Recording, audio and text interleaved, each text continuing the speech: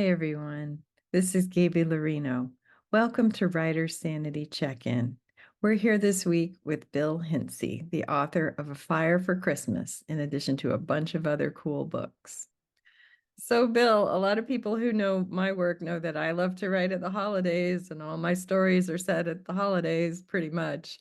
But actually, that's true for one of your books too. And I wanted to ask you about that and see if you could show us and tell us a little bit about it. Yeah. So let me grab this one behind me. I have the other copy. So I'll show two just so that, to reveal the curtain.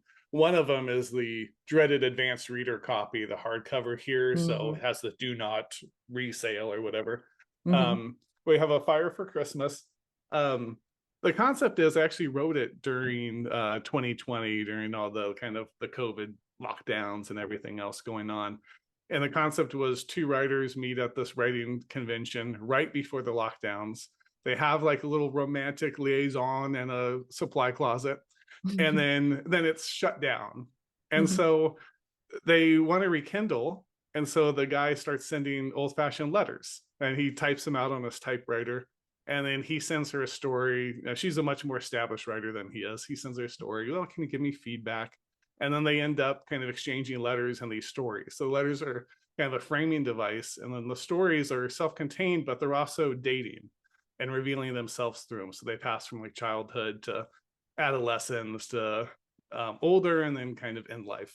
The stories Mm-hmm. transition, and all of them have kind of a Christmas story, like A Wonderful Life or The Polar Express or something that is satirizing, or it's kind of that's the backdrop of it is it's playing off of. There's a Hallmark at Christmas story in there.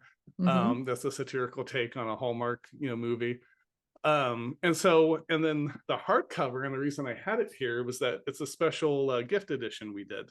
So if I can find a picture, there's Snake Eyes there, although renamed in the things. It was a Christmas, the first story. The only one of these that has any remote relation to life is the first story, which is a true life account of a Christmas I had when all I wanted for Christmas was Snake Eyes, a GI Joe. I don't have it within reaching distance, or I'd show the actual toy.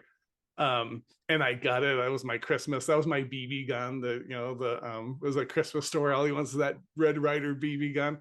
That was my Red Ryder. I get him. I'm so happy. And then my brother's like, my older brother's 8 years older.